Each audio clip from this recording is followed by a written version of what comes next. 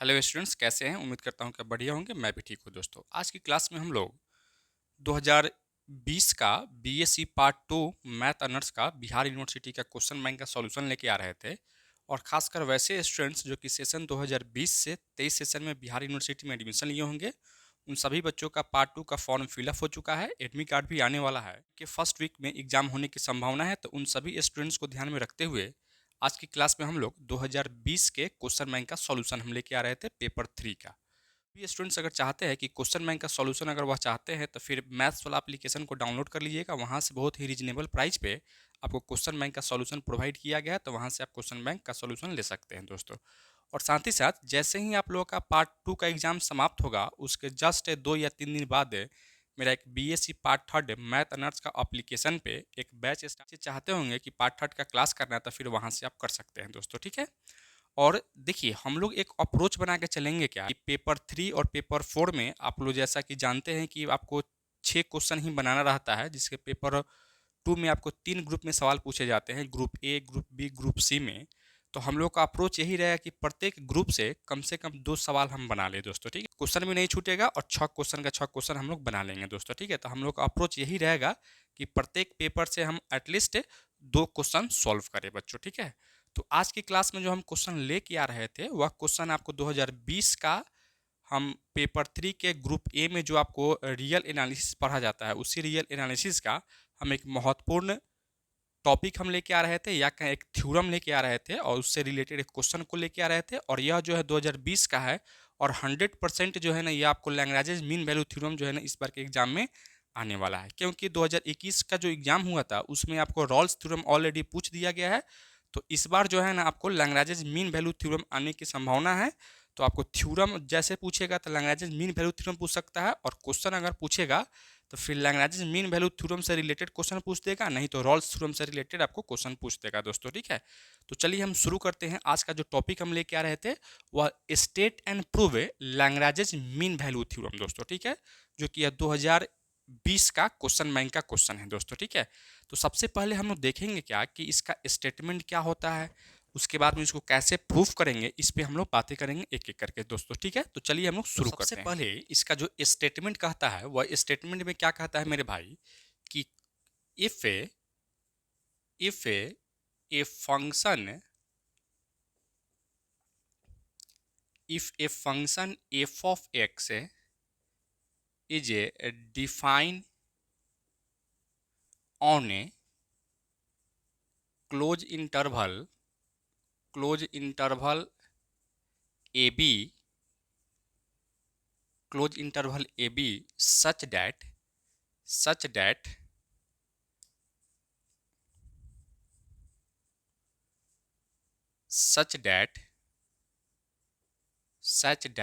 First में कहता क्या है आपको कि f of x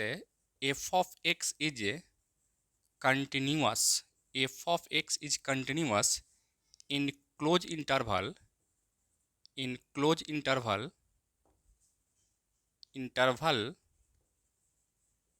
A b, and 2 number में आपसे कहता है कि f of x is a differentiable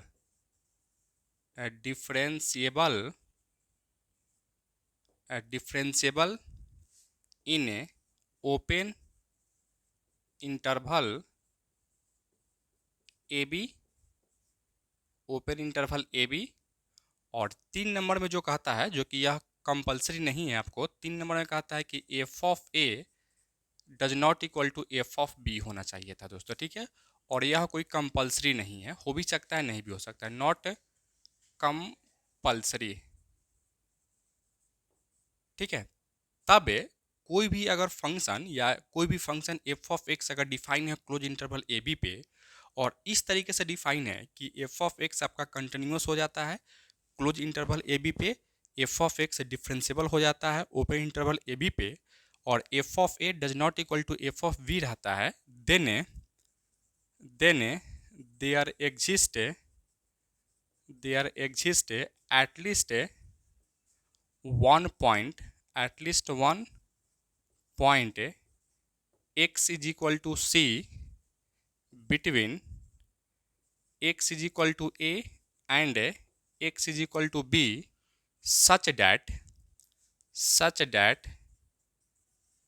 that कि F dash of C equal to F of B minus का एफ ऑफ ए बटा में यहाँ से b माइनस का a होता है दोस्तों, ठीक है। जहाँ c जो है ना हमेशा क्या होता है, वह a और b के बीच में रहता है। तो यही आपका क्या है, लैग्रेंज मीन वैल्यू थ्योरम का स्टेटमेंट कहता है कि कोई भी फंक्शन अगर एफ ऑफ एक्स है जो कि क्लोज इंटरवल ए बी पे डिफाइन है और इस तरीके से डिफाइन है कि एफ ऑफ एक्स कंटिन्यूअस होना चाहिए था क्लोज इंटरवल ए बी में, एफ ऑफ एक्स डिफरेंशिएबल होना चाहिए था ओपन इंटरवल ए बी में, और f of a does not equal to अगर एफ ऑफ बी हो तब जाके एक ऐसा point x is equal to c exist करेगा जो कि इस तरीके से एग्जिस्ट करेगा कि F dash of C equal to F of B minus F of a whole upon B minus ए होता है दोस्तों, ठीक है। इसी को हमको क्या करना है, प्रूफ कर लेना। यही क्या है, तो लैग्रेंज मीन वैल्यू थ्योरम का स्टेटमेंट है बच्चों, ठीक है। तो सबसे पहले हम लोग का अप्रोच क्या रहेगा, इसको प्रूफ करना है। तो कैसे प्रूफ करेंगे, तो देखिएगा, इसको जब भी हम प्रूफ करेंगे ना, तो लैग्रेंज मीन वैल्यू थ्योरम का जब प्रूफ हम लोग करते हैं तो रॉल्स थ्योरम के अकॉर्डिंग या रॉल्स थ्योरम के आधार पे ही हम क्या करते हैं, इसको प्रूफ करते हैं दोस्तों, ठीक है। तो इसके लिए हम लोग क्या करते हैं, एक फंक्शन को कंसीडर करते हैं, एक फंक्शन को हम लेके चलते हैं। तो आइए हम लोग यहाँ से इसको प्रूफ स्टार्ट कर लेते हैं, ठीक है। यहाँ से प्रूफ हम स्टार्ट कर लेते हैं, जो कि यह 2020 का क्वेश्चन है क्वेश्चन बैंक में आपको दोस्तों, ठीक है। तो सबसे पहले आप यहाँ से क्या कर लीजिए, let's consider a function phi of x equal to F of x plus A into x हम कर लेते हैं दोस्तों, ठीक है। और इसको आप क्या कर लीजिए, यहाँ से इक्वेशन 1 कर लेते हैं। फेयर जहाँ ए क्या है आपका, ए इज ए आर्बिट्ररी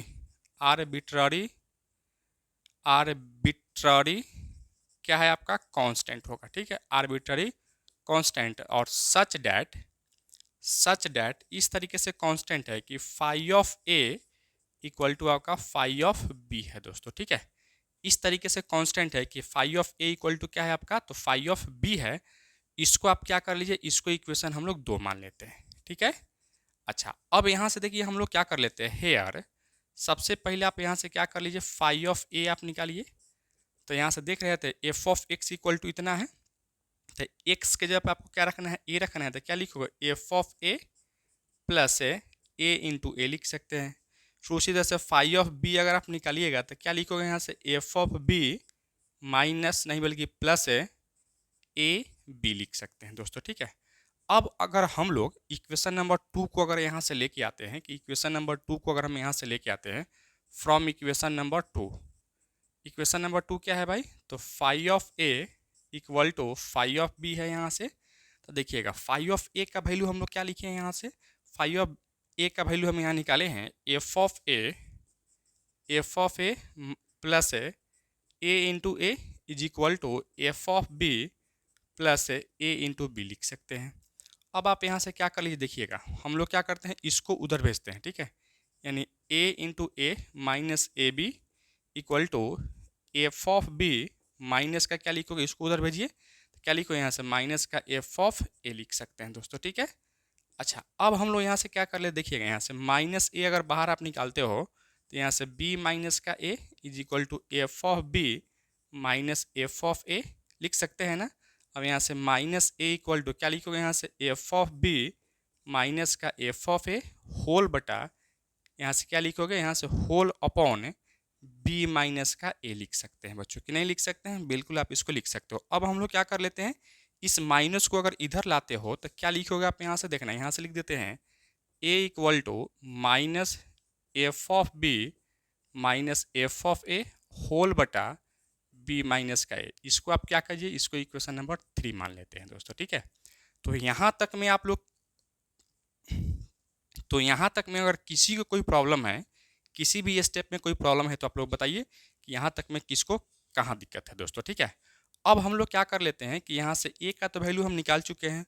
अब यहाँ से जो दोस्तों हम देखेंगे क्या कि यह जो phi of x is equal to F of x plus a x जो माने हैं, रॉल्स थ्योरम में क्या कहता है कि कोई भी फंक्शन आपको इस तरीके से डिफाइन रहता है जो कि वह क्या हो, कंटिन्यूस भी हो क्लोज इंटरवल ए बी पे, डिफरेंशिएबल भी हो ओपन इंटरवल ए बी पे, ठीक है। तो यह जो फंक्शन एफ ऑफ या फाई ऑफ एक्स है वह किस चीज़ से बना हुआ है, तो F of x plus A into x से बना हुआ है।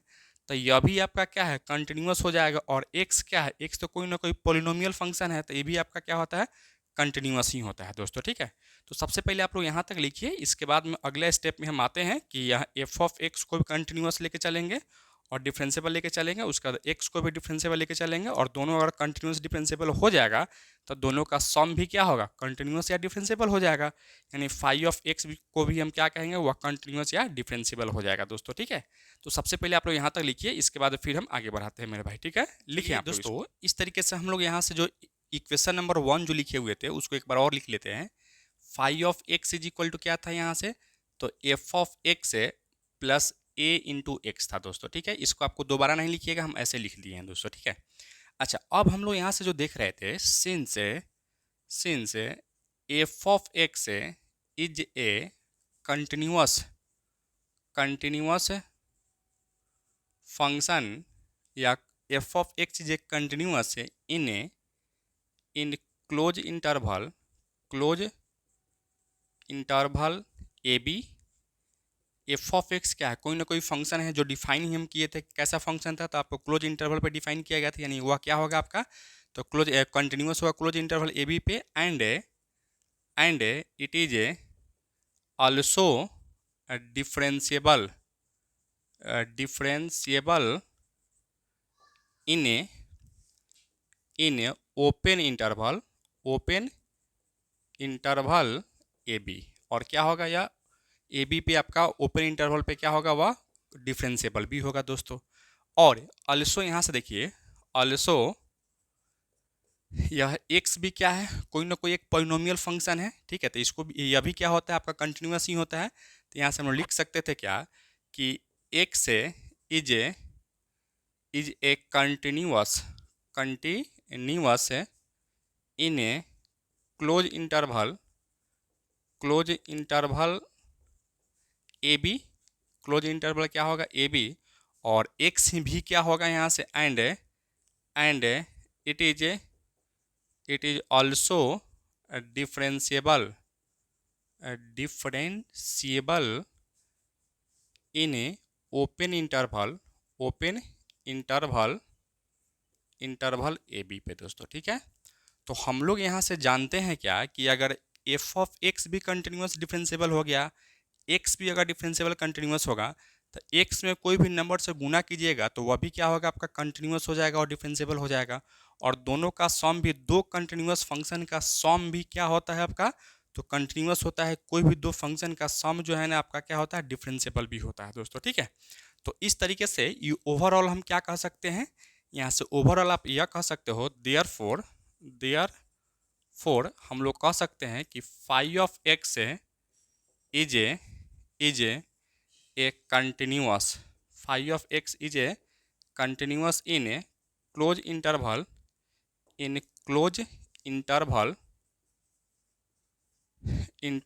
ए b, and phi of x is a also differentiable in a open interval A b. यानी फाई ऑफ एक्स भी आपका क्या होगा, तो कंटिन्यूस हो जाएगा और डिफरेंशिएबल हो जाएगा। और रॉल्स थ्योरम में हम लोग क्या सीखे थे, कि कोई भी फंक्शन अगर कंटिन्यूस हो जाए क्लोज इंटरवल ए बी पे, डिफरेंशिएबल हो जाए क्लोज इंटरवल ए बी पे, तो वह एक x is equal to c, एक ऐसा पॉइंट एग्जिस्ट करता है जो कि F dash of C equal to क्या होता है, जीरो होता है दोस्तों, ठीक है। तो यहाँ से आप लिखेंगे, यहाँ से लिखोगे 10 all conditions of a Rolle's theorem are satisfied. मतलब रॉल्स थ्योरम का जो भी कंडीशन है वह सब क्या हो गया, आपका सेटिस्फाई हो गया। तो इस तरीके से हम कह सकते थे, then there exist at least one point x is equal to c between a comma b such that a phi dash of C equal to क्या होता है, यहाँ से जीरो होता है। वहाँ एफ ऑफ एक्स था, ठीक है, और यहाँ एफ ऑफ एक्स के जगह पर क्या है, तो phi of x dash equal to क्या होगा आपका, जीरो होगा दोस्तों, ठीक है। तो सबसे पहले हम लोग क्या कर लेते हैं, इसका अगर डिफ्रेंसिएशन करोगे तो आप क्या लिखोगे, यहाँ से देखना, इसको लिख सकते हो F dash of X, F of X का differentiation F dash of X हो जाएगा, प्लस एक कांस्टेंट है बाहर निकल जाएगा, एक्स का डिफ्रेंसिएशन 1 हो जाएगा, तो 1 इक्वल टू 0 लिख सकते हैं। फिर यहाँ से एफ डैश ऑफ एक्स के जब हमको सी रखना है तो सी रख लीजिए, प्लस का ए इक्वल टू 0 लिख सकते हैं। फिर यहाँ से F dash of C equal to इसको उधर भेजिए तो माइनस का ए लिख सकते हो बच्चों, ठीक है। अब हम लोग क्या कर लेते हैं, इस माइनस का ए जो है ना, या कहें माइनस ए का वैल्यू हम ऑलरेडी वहाँ निकाले हुए हैं दोस्तों, ठीक है। अर्थात आप यहाँ से क्या लिख सकते हो, देखना, क्या हम लोग इसको लिख सकते हैं यहाँ से, क्या लिखो यहाँ से एफ डैश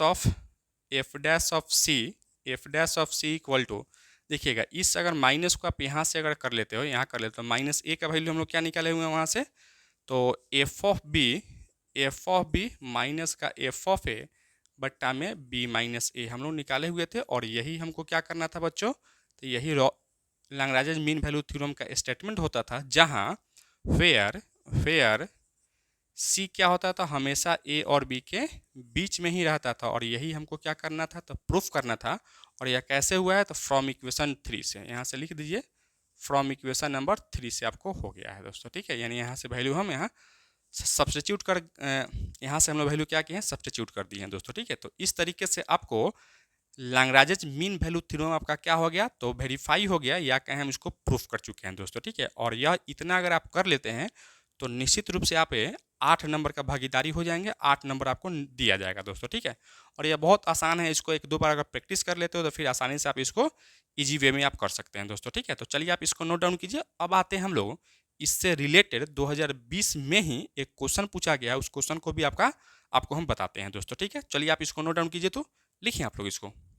चलिए बच्चों, एक और क्वेश्चन हम लोग लेके आ रहे थे, जो कि 2020 में ही क्वेश्चन आपको दिया गया था। 2020 का क्वेश्चन नंबर 4 का बी था, एक्चुअली में ए नहीं था, यह बी था दोस्तों, ठीक है। और इसमें आपको क्या दिया गया है, कहता है if F of x is equal to X minus 1 into X minus 2 into X minus 3 and A equal to 0 B equal to 4, find C of A Lagrange mean value theorem. यानी लैग्रांज मीन वैल्यू थ्योरम में जो सी का value होता था, वही सी का value हमको क्या करना है, फाइंड करना है, जो कि सी हमेशा क्या होता था, तो ए और बी के बीच में होता था, अर्थात 0 और 4 के बीच में ही इसका वैल्यू आने वाला है। तो वही चीज़ आपको क्या कर लेना है, तो वैल्यू निकाल लेना है दोस्तों, ठीक है। तो देखिए हम इसको कैसे निकालते हैं, हम लोग का अप्रोच क्या रहता है। तो सबसे पहले यहाँ से आप लिखोगे सॉल्यूशन, और यहाँ जो दिया गया है उसको एक बार गिवन कर लीजिएगा दोस्तों, ठीक है। क्या दिया गया है आपको, तो F of x is equal to X minus 1 into X minus 2 into X minus का 3 दिया गया है दोस्तों, ठीक है। और इंटरवल जो यहाँ ए बी देता है, तो यहाँ से 0,4 आपको क्या दिया गया है, इंटरवल आपको दे दिया गया है। और तब कहता है आपको क्या करना है, सी का वैल्यू निकालना है, ठीक है। तो सबसे पहले इसको थोड़ा सा गुना करके हम लोग लिख लेते हैं। क्या लिखो, F of x is equal to X minus 1 को रखिए, इसमें गुना कीजिएगा तो एक्स स्क्वायर माइनस का 5x प्लस का 6 हो जाएगा। इसको गुना करके आप लोग देख लीजिएगा। फिर यहाँ से क्या कीजिए, F of x equal to गुना कीजिएगा तो क्या लिखो, एक्स क्यू माइनस का 5x स्क्वायर प्लस का 6x माइनस का एक्स स्क्वायर प्लस का 5x माइनस का 6 लिख सकते हो। फिर यहाँ से F of x equal to क्या लिखो, यहाँ से एक्स क्यू माइनस का 6x स्क्वायर प्लस का 11x माइनस का 6 लिख सकते हैं दोस्तों, ठीक है। अच्छा, इसको अगर एक बार डिफ्रेंशिएट करते हो, डिफ्रेंशिएट भी हम कर लेते हैं। Differentiate on both side with respect to X. क्या लिखोगे भाई आप यहाँ से, तो F dash of x equal to 3x square minus का 12x प्लस 11 माइनस का 0 लिख सकते हैं दोस्तों, ठीक है। अर्थात इस 0 को हटा सकते हो, तो यही इसका क्या होगा, आपका डिफ्रेंसिएशन होगा। क्या होगा, इस तरीके से अब हम लोग लैग्रांज मीन वैल्यू थ्योरम की अगर बात करेंगे, तो यहाँ एफ ऑफ एक्स के जगह कोई ना कोई फंक्शन आपको दे दिया गया है, और यह फंक्शन क्या है, तो एक पोलिनोमियल फंक्शन है। पोलिनोमियल फंक्शन क्या होता है, हमेशा कंटिन्यूअस होता है, हमेशा डिफरेंशिएबल होता है दोस्तों, ठीक है। तो इसी चीज़ को आपको यहाँ से लिख देना है, since F of x is A polynomial function, f of x is A polynomial function, therefore it is continuous in a closed interval 0,4 and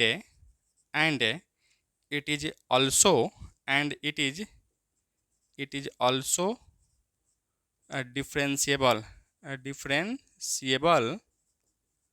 differentiable in a open interval 0,4, या क्या होगा आपका, तो कंटिन्यूस भी हो जाएगा और आपका डिफरेंशिएबल भी हो जाएगा दोस्तों, ठीक है। और साथ ही साथ अगर यहाँ से हम लोग देखेंगे एफ ऑफ जीरो का वैल्यू अगर आप निकालते हो, यहाँ से एफ ऑफ जीरो आप निकाल के देखिए क्या होता है।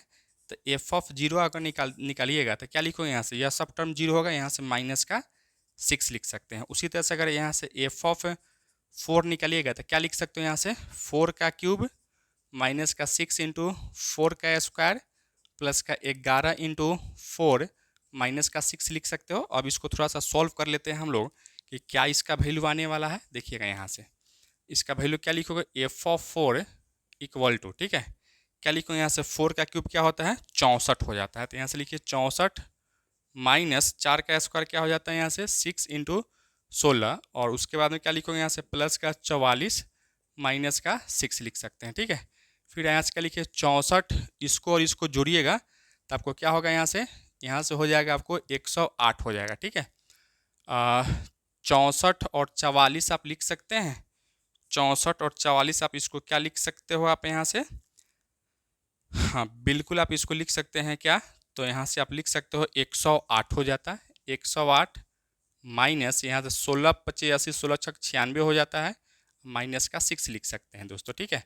फिर यहाँ से 108 माइनस का 102 लिख सकते हैं, इक्वल टू क्या लिखो, यहाँ से 6 आपको मिलता है, लेकिन क्या मिलेगा, यह प्लस का मिल गया और यहाँ से आपको क्या मिल रहा था, माइनस का मिल रहा था। अर्थात हम कहेंगे क्या कि एफ ऑफ जीरो कभी भी बराबर नहीं है क्या, एफ ऑफ 4 के नहीं है बराबर। अब हमको क्या करना है, यानी जो रॉल्स थ्योरम का जो लैग्रांज मीन वैल्यू थ्योरम का जो कंडीशन था वो सब कंडीशन आपको क्या हो गया है, फुलफिल हो गया है। इसका मतलब क्या कहेंगे यहाँ से 10 से all conditions of A Lagrange mean value theorem are satisfied, क्या हो गया, वह सेटिस्फाई हो गया है। देयरफॉर या देन देयर एग्जिस्ट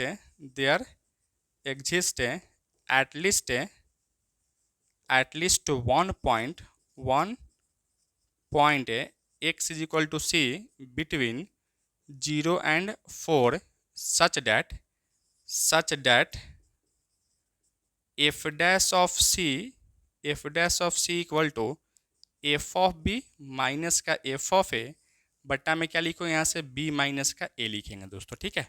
अच्छा अब हम लोग क्या कर लेते हैं, इसको जैसे तुम आगे बढ़ाओगे तो यहाँ से क्या लिखो, इस सब का वैल्यू आप सब्स्टिट्यूट कर दीजिए। तो चलिए बच्चों हम लोग एफ डैश ऑफ एक्स का वैल्यू हम निकाले हुए थे। एफ डैश ऑफ एक्स का वैल्यू क्या था आपको, तो यहाँ से एफ डैश ऑफ एक्स का वैल्यू था 3x² माइनस का 12x प्लस का 11 था, ठीक है। अब हमको क्या करना है, x के जगह पर c रख देना है, ठीक है। यानी क्या लिखोगे यहाँ से, तो यहाँ से आप लिख सकते हो 3, यहाँ से लिख सकते हो 3c² माइनस का 12c plus 11 equal to b के जगह पर यहाँ से क्या दिया गया है, f of 4 minus f of 0 बटा में यहाँ से b माइनस का a था, आपको क्या था यहाँ से b माइनस का a था, यानी b के जगह पर यहाँ क्या है, तो 4 था, तो 4 माइनस का 0 लिख सकते हैं, ठीक है। अच्छा फिर आप यहाँ से देख रहे थे हम लोग क्या, f ऑफ 4 का वैल्यू यहाँ से क्या निकाले हुए हैं, 6 निकाले हुए हैं, ठीक है। और f ऑफ 0 का वैल्यू माइनस का 6 था, तो माइनस माइनस प्लस है, बट्टा में 4 इक्वल टू क्या लिखिएगा, यहाँ से 3 लिख सकते हैं, ठीक है। क्योंकि यहाँ से क्या लिखो 12/4 इक्वल टू 3 लिख सकते हो, अर्थात 3c² माइनस का 12c प्लस 11 इक्वल टू इतना हो सकता था, अर्थात क्या लिखो 3c² माइनस का 12c प्लस 8 इक्वल टू आप 0 लिख सकते हैं दोस्तों। ठीक है, अब हम सॉल्व कर लेना है। ठीक है, तो इसको जैसे आप सॉल्व कीजिएगा तो हम लोग जानते हैं यहाँ से quadratic equation ax² plus bx plus c equal to 0 होता है। तो x इज इक्वल टू क्या लिखते हो यहाँ से माइनस का b प्लस माइनस है √b² माइनस 4ac बट्टा में 2a लिखा करते हैं। उसी तरीके से अगर आप इसको सॉल्व कीजिए तो क्या लिखो यहाँ से c इक्वल टू b के जगह पर यहाँ से -12 है तो माइनस माइनस प्लस 12 प्लस है √b² यानी -12 का स्क्वायर किए तो 144 हो जाएगा, माइनस 4 इंटू ए का वैल्यू क्या है 3 इंटू सी का वैल्यू क्या है 8 है। अब बट्टा में क्या लिखिएगा यहाँ से तो 2 इंटू 3 लिख सकते हैं दोस्तों। ठीक है, फिर आप इसको आगे बढ़ाइए 12 प्लस माइनस √144 माइनस का इसको गुना कीजिए तो कितना होगा 96 हो जाएगा। ठीक है, 96। अब बट्टा में क्या लिखो यहाँ से 6 लिख सकते हो, यानी c equal to 12 plus minus √ क्या लिखो यहाँ से 96 में से अगर 144 को घटाइएगा तो यहाँ से 48 हो जाता, बट्टा में आप 6 लिख सकते थे। फिर यहाँ से c equal to 12 plus minus क्या लिखोगे यहाँ से 4√3 लिख सकते हैं। ठीक है, बट्टा में यहाँ से क्या लिख सकते हो तो यहाँ से 6 लिख सकते हैं। अगर 2 बाहर निकालते हो इसमें से तो क्या लिखोगे 6 प्लस माइनस 2√3। अब बट्टा में क्या लिखिएगा यहाँ से तो बट्टा में यहाँ से आप 3 लिख सकते हैं दोस्तों। ठीक है, कट भी कर दिए हम लोग।